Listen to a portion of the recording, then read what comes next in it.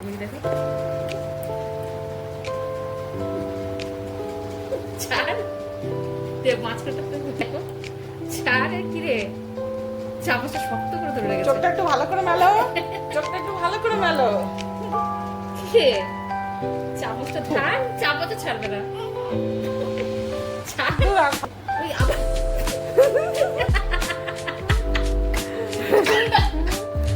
এটা অবস্থা দেখো চামচ দুই হাত দিয়ে চামচ ধরে আছে। ছাড় নিজে ধরে রেখেছে। ব্যাস, আবার ধরে ফেললো।